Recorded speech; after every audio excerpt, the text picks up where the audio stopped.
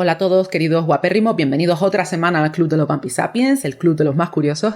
Y si por lo que sea hay alguien que se encuentra aquí por primera vez, queda invitado a suscribirse y a darle a la campanita para que no se pierda próximos vídeos. Bueno, Vampisapiens, el otro día estuve repasando algunas expresiones comunes, frases hechas que utilizamos casi sin pensar en cómo surgieron, porque están tan asentadas en el lenguaje que las aplicamos a circunstancias concretas sin analizar debidamente el contenido, y descubrí algunos orígenes de lo más curiosos que quiero compartir con todos ustedes, pero ya está aquí Agapito. Empezaba a pensar que llegaría tarde otra vez. Hola, vampirito. ¡Ay, señora! ¡Casi no llego! ¿Por qué? ¿Qué te pasó esta vez? Ay, he tenido que defender a Facundito de unos desgraciados. ¿Y eso está bien? Sí, está perfectamente. Le habían robado los grillos del almuerzo y estaba llorando en una esquina del patio. Ay, no. Pero no se preocupe, recuperé los grillos. Bueno, entonces tú hoy te has convertido en todo un héroe, ¿no? Bueno, yo solo hice lo que debía. Con mi primo no se mete nadie. ¿Y cómo conseguiste recuperar los grillos? Lo que importa es que me he salvado del castigo de la profesora por los pelos. Ahora que dices lo de salvarse por los pelos, ¿sabes de dónde viene esa expresión? Uy, no tengo ni idea. Pues tiene un origen marino. Antiguamente el barco era el medio de transporte por excelencia y también el mejor modo de emprender negocios, porque así se trasladaban normalmente las mercancías. Y bueno, por tanto había muchos puestos vacantes para jóvenes que estuvieran buscando su sitio. Y estos trabajadores solían llevar el cabello largo, no por estética, sino por cuestiones prácticas. Y les explico por qué. Resulta que muchos de estos chicos no sabían nadar. De hecho, era muy habitual que en cada viaje se produjeran bajas. Algunos acababan cayendo por la borda con finales muy trágicos. Y el tema de dejarse el pelo largo surgió después de una de estas caídas accidentales, cuando un marino logró sacar literalmente por los pelos a un compañero y lo salvó de morir ahogado. La hazaña se extendió entre los marineros y quienes no sabían nadar decidieron dejarse de melena para tener más opciones de sobrevivir en caso de caerse. De ahí salvarse por los pelos. ¿Qué potra tuvo el primer marinero que fue salvado gracias al pelo largo? Mira, esa es otra expresión con un origen muy particular, tener potra, que se entiende como tener suerte, ¿no? Pero el verdadero sentido de la frase tenía que ver con un problema de salud, más concretamente con una hernia que salía en la parte baja del abdomen, también en los testículos, y se llamaba así, potra. La cuestión es que quienes tenían potra solían advertir a través del dolor en esta hernia antes que otras personas si iba a haber tormenta o cambios bruscos de temperatura, lo cual les permitía poner a salvo las cosechas, y esto les beneficiaba, lógicamente. Así que tener potra, a pesar de ser algo molesto para quien lo padecía, pasó a ser un signo de buena aventura. Va a llover pronto, me duele la suerte. Agapito, ¿tú qué entiendes por arrimar el hombro? Ayudar en algo, ¿no? Sí, técnicamente arrimar el hombro es colaborar, y esta expresión surgió en los entornos rurales cuando los agricultores se ayudaban unos a otros a la hora de realizar la siembra, y al colocarse hombro con hombro conseguían mantener un ritmo, se apoyaban a ratos unos sobre otros y bueno, por supuesto la labor se volvía más sencilla. Así que arrimar el hombro o trabajar codo con codo también son expresiones que nacieron en el campo. Solo espero que los jornaleros usaran un buen desodorante. Señora, ya que hablamos de cosas relacionadas con trabajar, ¿podría explicarme de dónde viene lo de ponerse al tajo? Sí, mira. ¿Tiene que ver con el río?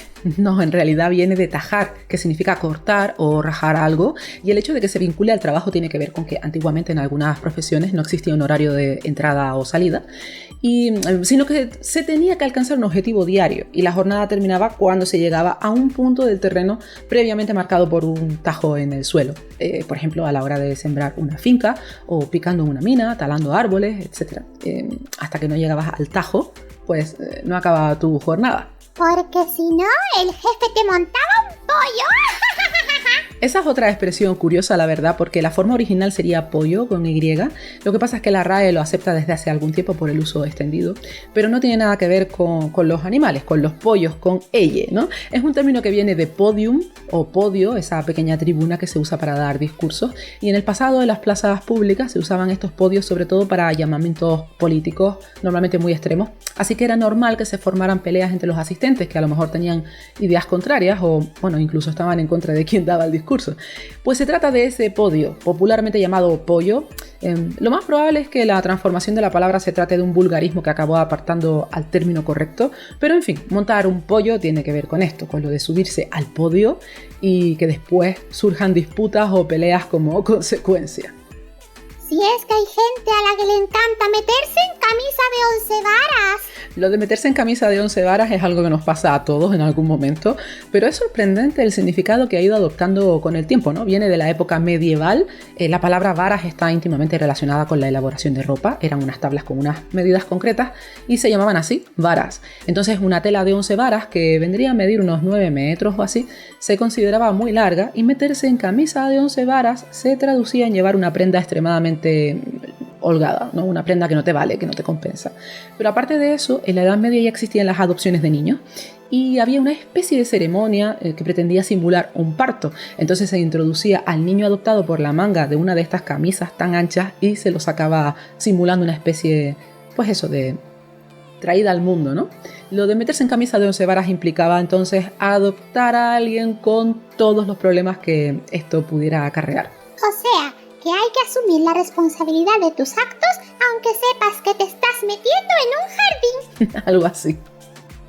Hay muchas expresiones que sufrieron la transformación lingüística por el mal uso y, bueno, lo que suele suceder con muchos vulgarismos que acaban extendiéndose y estableciéndose como el término correcto. Y me viene a la mente una que encaja perfectamente en este registro y es "no hay tu tía", que se utiliza normalmente para expresar que no se puede conseguir algo. Esta frase es el resultado de pronunciar mal a tu tía, que no tiene que ver con el parentesco familiar. Tiene un origen árabe, tutilla, no sé cómo se pronuncia, me perdonan, y era un ungüento elaborado a base de óxido de zinc que se usaba como remedio medicinal. Entonces, si se decía "no hay a tu tía", significaba que no había ungüento para tratar una enfermedad en específico. Voy rápido a la farmacia, a ver si me voy a quedar sin a tu tía. Menos mal que me lo ha explicado, señora. Estaba a punto de hacer el ridículo delante del farmacéutico. Es que a veces no hay que tomarse las cosas al pie de la letra. A propósito, al pie de la letra también es una expresión muy curiosa.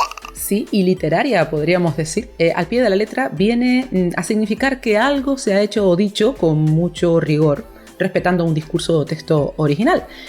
Viene de pedem literae y se usaba en la Edad Media, etapa en la que por norma general los libros estaban escritos en latín, cosa que para el que no tuviera formación solía ser un problema de cara a acceder a ciertos contenidos. Y el asunto es que, transcurrido un tiempo, algunos escribanos decidieron traducirlos con términos sencillos para que la mayoría de la gente pudiera entenderlos, y lo habitual era que la traducción pues saliera debajo del texto original, es decir, al pie de la letra, ¿no? Al pie de las palabras. Por eso se dice así. Oh, ¿y es lo mismo que de pe a pa? En esencia sí, porque esta frase se usa para decir que lo transmitido se ajusta perfectamente a una versión original o sea, que prácticamente se ha relatado punto por punto, ¿no? También está vinculado a la actividad de los escribanos, que aparte de al pie de la letra solían agregar las siglas P, palabra a palabra, en relación a que el texto había sido traducido con el máximo rigor. ¿Hay más expresiones con orígenes literarios? Sí, claro. Por ejemplo, de un plumazo, algo que se hace inmediatamente, sin valorar demasiado la situación. Se puede aplicar a muchas cosas, la verdad, y pertenece a una época anterior a la imprenta, cuando los libros aún se escribían a mano, o sea, con una pluma. Y cada ejemplar era revisado por los censores de entonces, normalmente representantes religiosos, y tachaban, pues, frases o fragmentos que consideraban amorales o que simplemente no querían que llegaran al pueblo llano. El gesto que se producía en ese proceso se empezó a llamar plumazo y con el transcurso del tiempo pues se conoció como vuela pluma, en referencia a la rapidez con que se hacía esto, ¿no? Sin pensar mucho, sin tener en consideración que estaban evitando el acceso a la cultura a muchas personas, ¿no? De un plumazo tiene connotaciones muy interesantes, como pueden ver. ¿Y las medias tintas tiene que ver con las plumas de escribir? Efectivamente, una expresión que pretende dejar de manifiesto que algo se ha hecho superficialmente o que es muy vago. Y su origen se remonta también a esas etapas previas a la imprenta. Los escribanos, aparte de traducir libros formalmente, escribían cartas o manuscritos a nivel particular, no mucha gente sabía leer y escribir y a veces precisaba de este tipo de servicios. Lo que pasa es que para que el negocio les cundiera más, a veces hacían escritos con tinta adulterada, tinta que rebajaban con agua y, bueno, debido a la baja calidad, pues acababa emborronándose o desapareciendo con el tiempo, ¿no? Haciendo que la lectura del documento en cuestión fuera a veces imposible de leer. De ahí la ambigüedad de las medias tintas. ¡Qué tacaños! Agapito. Agapito. Agapito. Perdón, señora, me quedé en babia. Ya veo. ¿Tú sabes a qué se debe esa expresión, estar en babia? ¿A que casi se me cae la baba? Babia era una región leonesa muy hermosa que los reyes o los nobles solían frecuentar en etapas de estrés, un poco para evadirse y bueno, por norma general para realizar jornadas de cacería. Y a veces cuando los cortesanos iban a consultar cualquier problema a los reyes, pues tenían que volverse a sus casas para tener que regresar en otro momento porque los monarcas estaban en babia. O sea, que estar en babia es como estar ausente. Exacto. Y como dato, decir que el primero en dejar constancia de esta expresión por escrito fue Quevedo, allá por el 1822, así que hasta donde sabemos la frase estar en babia tiene como mínimo 200 años de antigüedad. Así que cuando al rey le daba la gana, dejaba el mundo en pausa hasta que volvía. Eso parece. ¿Y si era un problema de vida o muerte? Pues para cuando regresaba ya no había nada que hacer. A buenas horas, mangas verdes. Anda, ¿cuántas expresiones estamos diciendo hoy, no?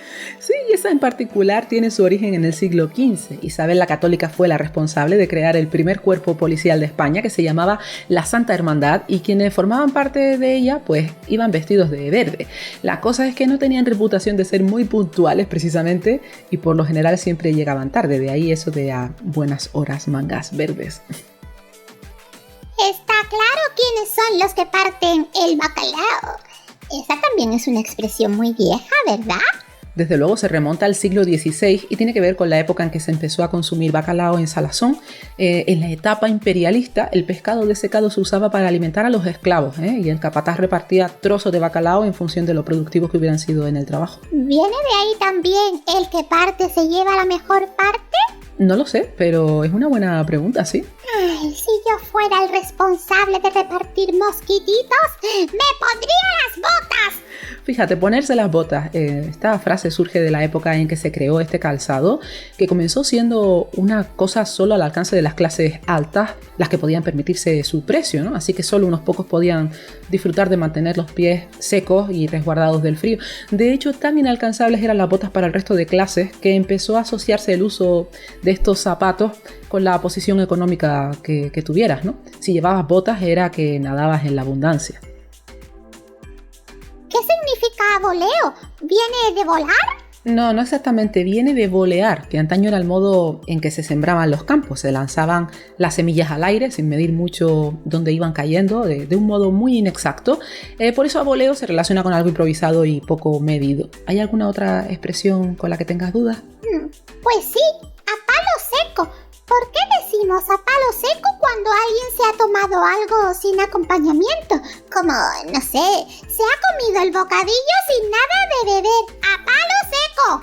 Es curioso porque la frase tiene un origen náutico y no gastronómico, ¿no? A palo seco se usa en este sentido para indicar que se han de recoger las velas de un barco en caso de que venga tormenta, ¿no? De tal forma que el mástil o palo tiene que estar descubierto, es decir, seco. ¡Qué cosa más rebuscada, por Dios!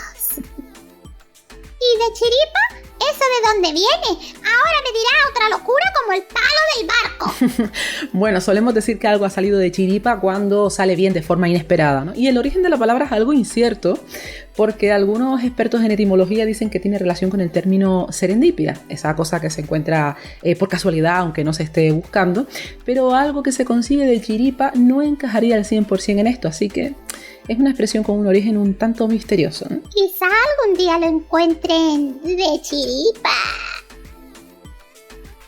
Me imagino que esta tarde pasarás un rato con Facundito, ¿no? Después del día tan malo que ha tenido el pobre. ¡Qué remedio! En su cueva se aburre como una ostra.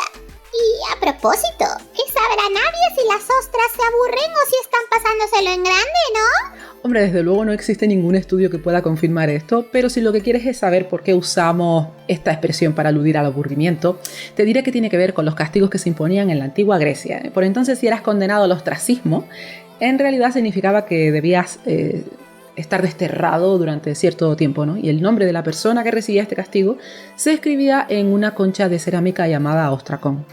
Y bueno, lo normal era que en este destierro surgiera el aburrimiento porque el sujeto estaba obligado a vivir solo durante el tiempo que durara el castigo. Bueno, Agapito, procura ser amable hoy con tu primo, ¿vale? ¡Ay, tiene más cuento que Calleja! ¿Tú sabes acaso quién era Calleja? Ahora que lo dicen, ¿no? Pues se llamaba Saturnino Calleja, y de él se solía decir que tenía mucho cuento, pero porque en verdad los escribía. Era un editor muy prolífico que ejerció como tal a finales del siglo XIX. Pero don Saturnino Calleja no era tan feo como Facundito. Ay, no seas así. Ay, quiero a mi primo, pero es más feo que Picio y más tonto que Abundio. Esas dos frases tienen orígenes muy particulares. Picio resulta que era un zapatero andaluz que fue condenado a muerte, no se sabe el motivo, pero se dice que recibió el indulto y se llevó tal impresión que perdió el pelo y se le desfiguró el rostro. De ahí lo de más feo que Picio. Y respecto a Abundio, se ganó la fama de tonto porque vendió unos zapatos para comprarse los cordones. Y ya que estamos con frases que incluyen nombres, podríamos rescatar unas pocas como Pedro por su casa, no está muy claro el origen, pero ya se usaba esta frase para describir lo de andar con comodidad por una propiedad ajena en el Lazarillo de Tormes, y se cree que podría estar relacionado con la figura de Pedro I de Aragón, que tomó la ciudad de Huesca como si realmente estuviera entrando en su casa. Oh, se me ocurren dos nombres muy comunes en el idioma español que se usan a todas horas: fulano y mengano. Y a veces sutano. No se trata de personajes reales, pero de haberlo sido lo más probable es que fueran árabes, porque fulano, significa algo así como cierto hombre, y mancán, mengano, sería cualquiera. Sutano sí que no lo sé, pero tiene pinta de que también sería árabe, ¿no? Su origen. ¿Y Perico el de los palotes? ¿Y Rita la cantadora? ¿Quién es toda esta gente? Hay un libro que se llama El tesoro de la lengua castellana, escrito por Sebastián de Covarrubias, y narra la historia de un tipo que tocaba el tambor con dos palotes y es descrito un poco como el ofendido de la época, ¿no? No se sabe si la referencia era por una persona real o si se trataba de ficción al 100%, pero Rita la cantadora sí existió de verdad. Era una cantante de flamenco que se llamaba Rita Jiménez García y fue muy importante en su registro. Ahora, fuera de bromas, Agapito, sea amable con tu primo, ¿vale? Nah, hoy lo trataré bien. Pero ahora que no se encuentra aquí porque vive en el Quinto Pino, me permito la licencia de reírme un poco a su costa. Ay, mi pequeño botijo boca abajo. El Quinto Pino, esta frase también la tenemos muy interiorizada para afirmar que algo se encuentra muy lejos. Se volvió popular en el siglo XVII, en Madrid más concretamente, porque en su momento se replantaron 5 pinos a lo largo de Recoletos, y el primero de estos pinos se encontraba en la parte más baja del paseo y el quinto en la más alejada, que coincide con el actual Paseo de la Castellana por nuevos ministerios, más o menos. Qué curioso es el idioma, ¿verdad? Sí, vamos tomando cosas de aquí, cosas de allá, y al final acaban formando parte del lenguaje de todos. En fin, Agapito, me parece que ya es hora de despedirnos. ¡Oh, ya! Pero sí estaba aprendiendo muchas cosas. Tal vez los Bumpy Sapiens quieran compartir con nosotros más expresiones y sus orígenes en la caja de comentarios. Serían pues muy bien recibidos si se deciden a hacerlo. Y en fin, guapérrimos, esto ha sido todo por hoy. Nos vemos el viernes que viene y ya saben, agradeceremos mucho si nos regalan un me gusta, si se suscriben y comparten el vídeo. Voy a decir mi frase. Está bien, de todos modos no creo que hubiera podido impedírtelo. La caca nos sonríe a todos. Devolvámosle la sonrisa. Adiós, Bumpy Sapiens. Es de la película Gladiador o Gladiator. Ya lo han visto, es de Gladiator. ¡Adiós! Facundito, hijo, ¿confías en mí? Por supuesto.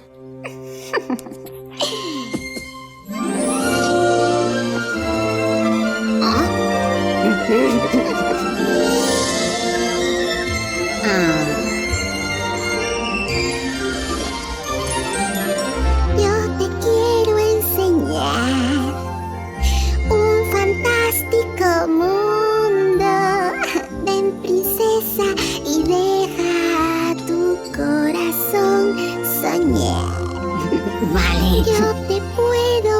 encontrar, sí, cosas maravillosas. Ven, princesa, y déjate llevar a un mundo ideal, un mundo ideal, un mundo en el que tú y yo podamos decidir cómo vivir sin nadie que lo impida. Un mundo ideal